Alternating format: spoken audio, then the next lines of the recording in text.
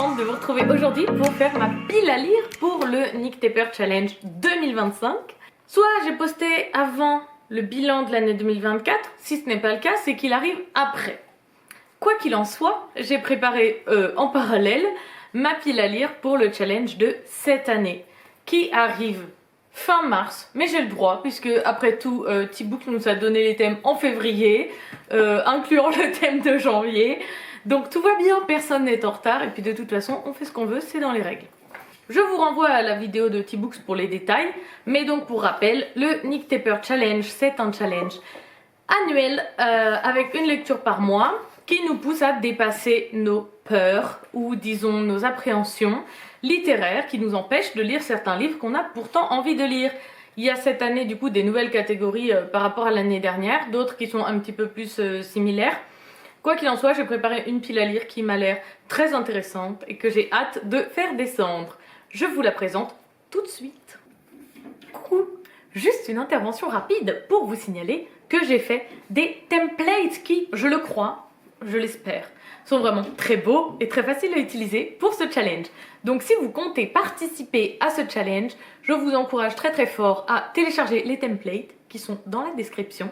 Et si vous voulez les partager sur les réseaux sociaux, n'hésitez pas à me taguer pour que je puisse voir vos piles à lire. Je vous laisse avec la vidéo. En janvier, le thème était « C'est la taille qui compte ». Il s'agit donc encore une fois de lire un pavé pour bien commencer l'année. Et je l'ai déjà lu, donc je l'ai mis dans ma pile a posteriori. Non, c'est pas de la triche. C'est Betty, bien sûr. Comme ça, on est sûr qu'on commence le challenge avec une excellente lecture, puisque je l'ai déjà lu, je le sais. Betty, dans mon cœur. Je vais faire un cœur, dans mon cœur. C'est un cœur de boomer, ça, ou c'est un cœur de quoi? C'est un cœur de la milléniale que je suis. Quoi qu'il en soit, si vous voulez mon avis détaillé sur Betty, il se trouve dans la vidéo du Relic Challenge de février, puisque je l'ai lu pour le Relic Challenge. Ça faisait super longtemps qu'il était dans ma pile à lire et que je l'avais pas commencé. Pas parce que c'est un pavé, c'est pas ça qui me bloquait pour le coup, c'était le fait que je savais que j'allais pleurer 4 litres sur l'entièreté du livre. Ce qui s'est passé, mais j'ai quand même aimé le livre, c'est le principal. Désolée si le cadre a un tout petit peu changé, j'avais plus de batterie donc le temps d'enlever mon appareil et de le recharger. La nuit est un petit peu tombée, mais ça m'a l'air encore lumineux donc on va continuer et je vais reprendre à février, dont le thème est saga à gogo. Vous vous en doutez, il s'agit donc de lire une saga, donc soit une saga en cours, soit une nouvelle saga, comme on veut. Moi j'ai mis Le Tailleur de Pierre de Camilla Läckberg, qui est un tome, c'est le tome 3 je crois, de la saga Erika Falk et Patrick Edström. Le tome 1 c'était Princesse des Glaces et le tome 2, Le Prédicateur. Et donc là c'est le tome 3, Le Tailleur de Pierre. Et c'est une saga donc policière, Patrick Edström est policier, Erika Läckberg, sa compagne, est autrice de... Au début elle est journaliste je crois. Est-ce qu'elle devient autrice de romans ou est-ce que je l'ai inventé? En tout cas elle écrit. Et du coup il y a dans chaque tome une enquête policière du début à la fin. Et avec en fond l'avancement de la vie personnelle de nos personnages. Donc c'est des tomes qui peuvent se lire indépendamment sans trop de problèmes mais qui sont plus sympas lus les uns à la suite des autres. Là j'ai mis Le Tailleur de Pierre parce que ça coïncidait bien avec février et que je l'avais lu en février. Mais certainement que j'en lirai d'autres durant l'année de cette même saga parce que ça se lit vraiment très bien. Et ouais, j'apprécie vraiment les enquêtes. Surtout le tome 2, Le Prédicateur, je l'avais vraiment adoré, il était vraiment unique. Avec un peu des histoires de dérives religieuses, de sectes, etc. Et là dans Le Tailleur de Pierre, c'est donc l'histoire d'un tailleur de pierre. Et ce qu'il a de spécial par rapport aux autres, c'est qu'on suit un peu deux récits en parallèle, un qui se passe en 1923 au début et puis après qui évolue, et un autre qui se passe plus ou moins de nos jours, même si le roman a quelques années, et les deux vont se rejoindre, vous vous en doutez. Et c'était une très bonne lecture, j'ai vraiment beaucoup aimé. En mars, je prévois de lire The Unfortunates de G.K. Chukwu, puisque le thème, le challenge, s'appelle No Hablo Inglés. Moi c'est un livre en anglais que je vais lire. Et The Unfortunates, c'est l'histoire de Sahara, une jeune femme d'origine nigérienne en anglais, mais du coup je ne sais pas si elle vient du Niger ou du Nigeria, qui fait ses études aux États-Unis dans une top university, dans laquelle il n'y a pas beaucoup de noirs puisqu'elle est noire. il n'y a pas beaucoup d'autres personnes noires, et il va se trouver que ces personnes vont disparaître les uns après les autres, et que personne ne s'en préoccupe trop.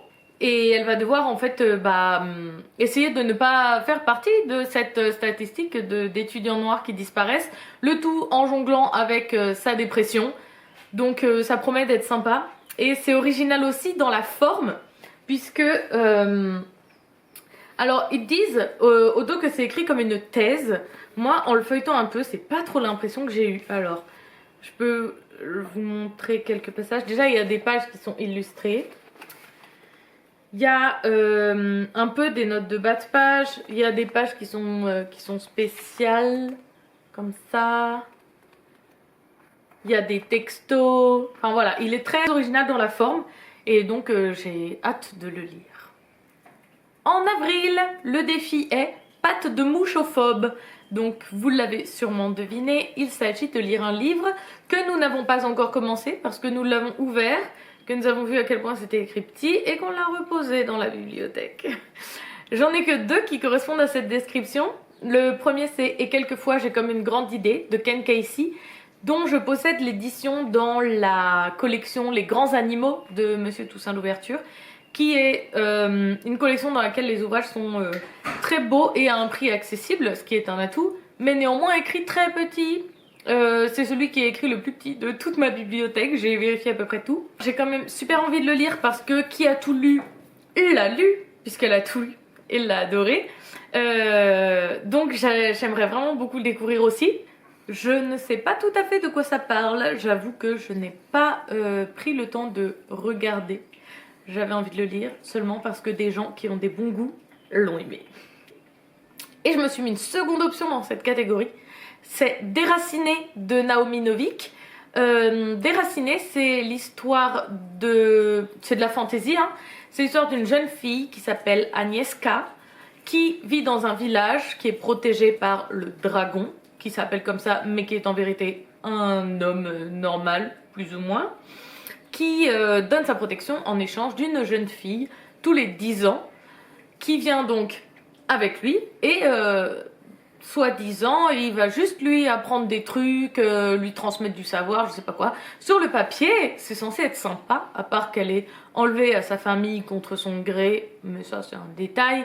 Et donc Agnieszka est sûre qu'elle ne sera pas choisie parce qu'elle se dit qu'il va choisir la plus belle meuf, sauf qu'il l'a choisie. Et ensuite je ne sais pas ce qui se passe. Et j'ai très envie de le lire parce que j'ai lu et adoré la saga Scholomance. C'est pas vrai, j'ai pas fini la saga Scholomance. Je suis en train de lire la saga Scholomance de Naomi Novik aussi. Et j'aime vraiment beaucoup sa façon d'écrire et ses personnages. Donc normalement celui-là sera très sympa aussi. Et il est écrit petit, mais surtout, et ça c'est commun aux autres livres poche j'ai lu récents, genre la police, l'épaisseur des traits, c'est très très fin. Et donc du coup c'est petit et c'est fin. Et moi je trouve ça me fait mal à la tête. À chaque fois quand je commence à le lire c'est très difficile. Après quand ça fait 10 minutes, un quart d'heure que je suis en train de lire le même livre, je m'habitue. Mais voilà, c'est un peu repoussoir quand même. En mai, le défi est Classic Shit, dans lequel on nous propose de lire un classique. C'est une catégorie dans laquelle j'ai très peu de choses dans ma pile à lire. J'y ai mis La Métamorphose de Kafka, qui est pourtant un livre très petit mais que je n'ai toujours pas lu depuis des années que je le possède parce que ça s'appelle Kafka, donc ça me fait peur. C'est vraiment bête mais c'est la vraie raison. La Métamorphose, si je me trompe pas, c'est l'histoire d'un mec qui se réveille un jour et qui se voit qu'il a été transformé en cafard. Je n'en sais pas plus.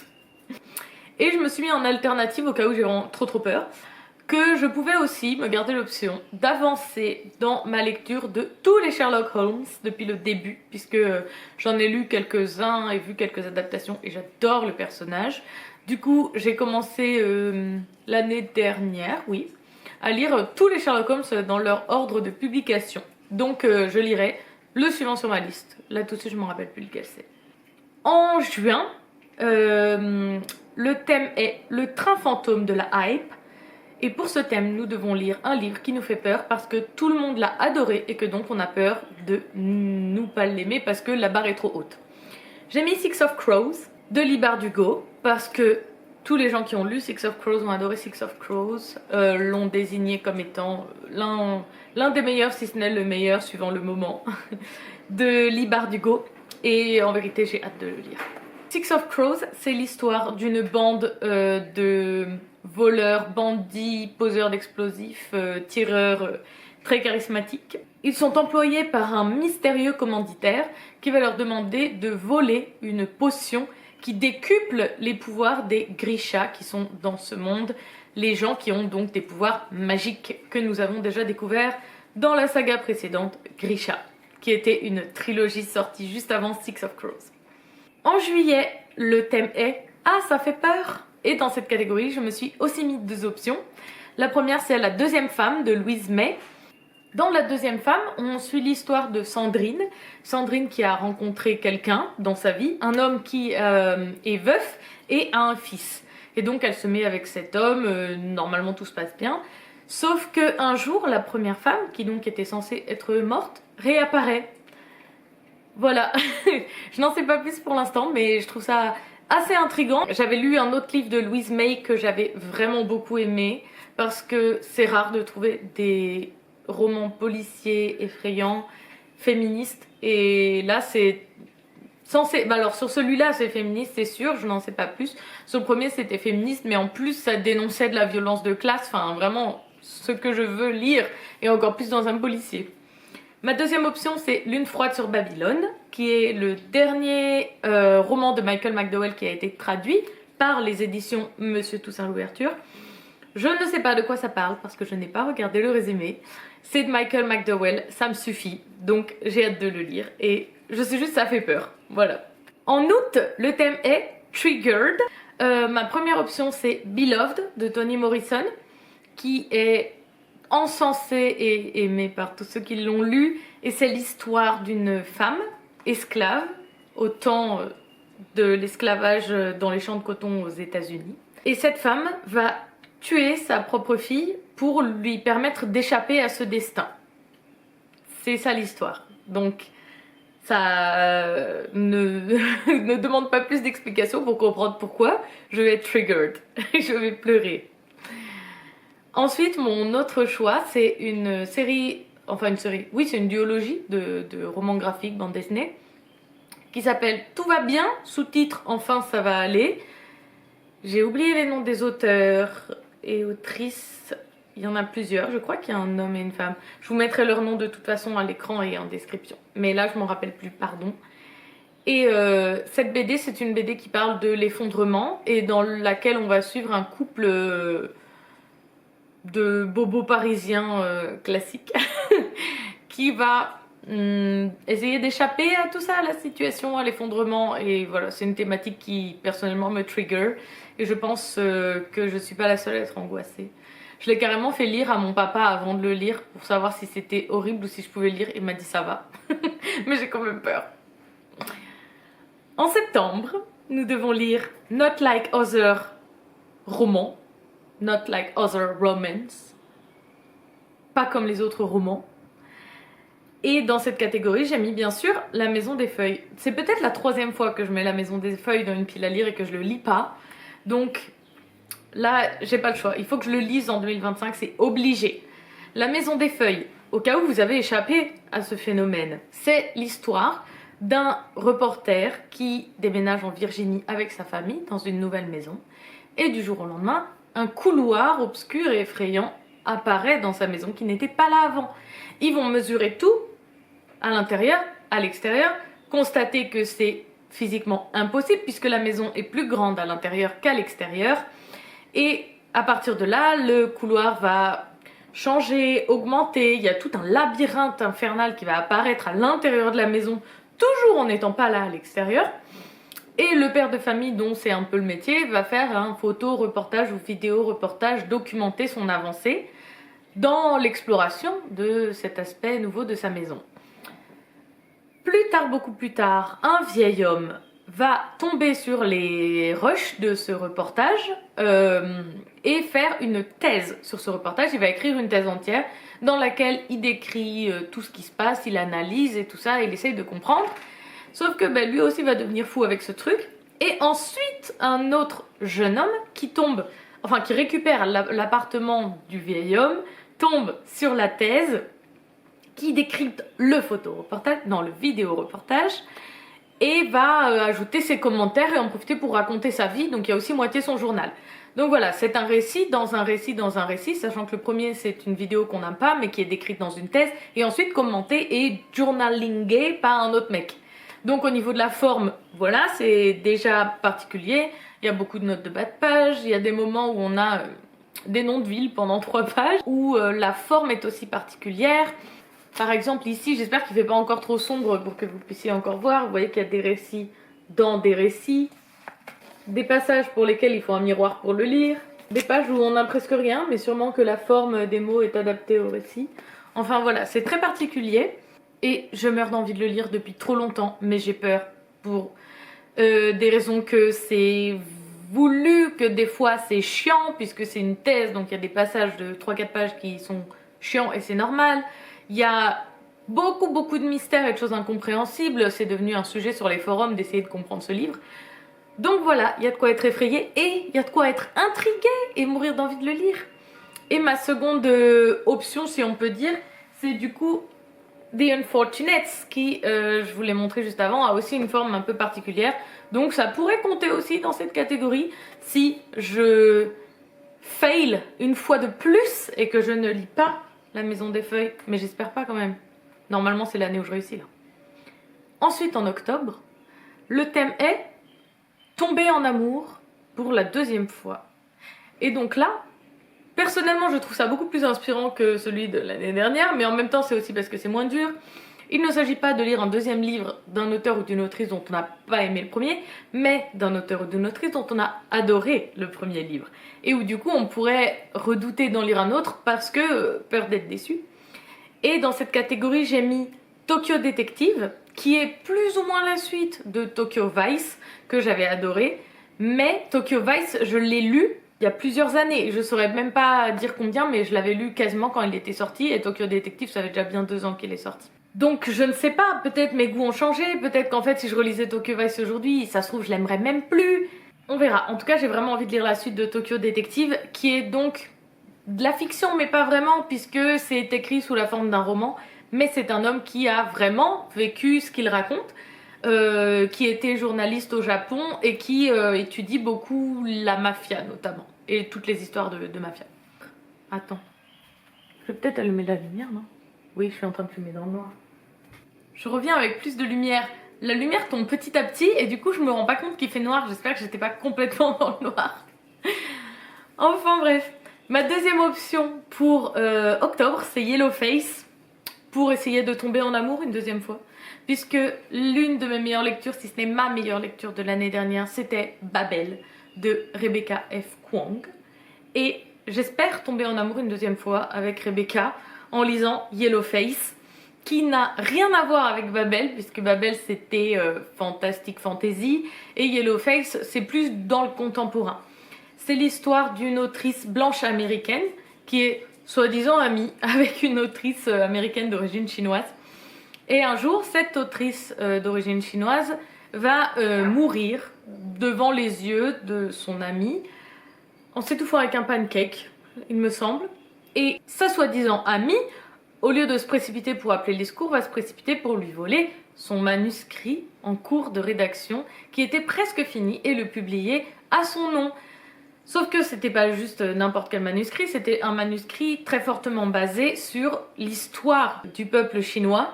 Je n'en sais pas beaucoup plus de quoi ça parle exactement, mais en tout cas c'est quelque chose qui vraiment concerne l'histoire de la personne qui l'a écrite. Et donc, l'autrice blanche en s'appropriant ce récit fait clairement de l'appropriation culturelle, d'autant plus qu'il me semble qu'elle va se faire passer pour ayant des origines, enfin... faire instiller le doute. Ça porte un nom mais j'ai oublié le nom. Et voilà, donc ça parle d'appropriation culturelle et ça a l'air hyper intéressant. En novembre, c'est Jumpscare en première de couve. Il s'agit de lire un livre dont la couverture est moche. C'est très subjectif, bien sûr, mais moi les 2 livres que j'ai choisis pour me mettre en option, c'est tous les 2 des livres qui ont été publiés il y a longtemps Et donc peut-être la couverture, je la trouve moche parce qu'elle ne correspond plus au goût du jour, mais ça rentre quand même dans le thème. Le premier, c'est La forêt des ombres de Franck Tillier, qui est un livre qui a été publié, je ne me rappelle même plus en quelle année, je le mettrai à l'écran, et qui est un hors-série du coup par rapport à ce que j'expliquais dans la vidéo précédente. Donc c'est un one-shot. Et je n'en sais pas beaucoup plus parce que j'adore Franck Tillier. J'ai lu presque tous ses livres. Il m'en reste 3 que j'ai pas encore lus. Et La forêt des ombres en fait partie. La deuxième option, c'est Recherche jeune fille aimant danser de Mary Higgins Clark. Avec une couverture un peu simple, mais un dessin au style que je déteste et une police qui me donne des boutons. Pareil, en fait je sais pas exactement de quoi ça parle, mais je me rappelle que j'adorais Mary Higgins Clark quand j'étais jeune, je lisais beaucoup ça, à une époque où en vérité c'était pas vraiment de mon âge. Et voilà, un peu de nostalgie. En décembre, parce que c'est notre relecture, il s'agit de faire une relecture. Et si vous avez regardé ma précédente vidéo, vous savez peut-être que je ne veux plus relire des romans, ça me fait peur parce que je sais que je ne vais pas aimer ça. Néanmoins, il y a un livre que j'ai vraiment envie de relire. Et c'est pas un roman, c'est un manga. C'est 20th Century Boys, que j'avais commencé en 2023. Et j'avais adoré le tome 1, mais j'avais pas enchaîné assez vite avec le tome 2. Et j'ai tout oublié, parce qu'il y a quand même beaucoup d'événements et de petits détails à retenir que je n'ai pas retenu. Donc du coup, il faut de toute façon que je relise le tome 1 pour pouvoir enchaîner avec la suite. Et ça tombe bien qu'ils soient en décembre puisque de toute façon pour tout 2025 je suis en no-buy. C'est donc pas du tout le moment de commencer une série de mangas. Donc je vais relire le tome 1 en décembre 2025 et comme ça je pourrai craquer mon porte-monnaie début 2026 en espérant qu'il se soit rempli d'ici là pour acheter la suite de la série et la lire plus ou moins d'une traite. Voilà mon programme. J'espère qu'il vous a plu, qu'il vous a inspiré, qu'il vous a enthousiasmé autant que moi. Et que vous allez vouloir participer. Donc on est déjà en mars, vous n'êtes pas du tout obligé de retrouver des livres pour janvier et février puisque de toute façon vous n'êtes obligé de rien. Je vous invite à regarder la vidéo de T-Books dans laquelle il décrit le challenge, le Nick Tepper Challenge. Il va donner toutes les catégories en expliquant à chaque fois mieux que moi à quoi ça correspond. Et je vous partage du coup dans la description, je vous mets les templates que j'ai faits. Vous êtes libre de les utiliser autant que vous voulez. Ils ont un format Instagram déjà, donc si vous voulez remplir ces templates, les poster dans votre Instagram et me taguer, ça me ferait trop plaisir d'aller voir vos piles à lire et de les reposter en story. Donc n'hésitez surtout pas à me taguer. Si vous n'avez pas le temps, la foi, l'envie de faire un template, de le compléter, mettez-moi au moins en commentaire quel livre vous pensez, pour quelle catégorie, ou faites votre petite liste, enfin voilà, je suis curieuse de voir aussi vos idées et quels livres vous allez trouver associés dans les catégories. Voilà, à bientôt!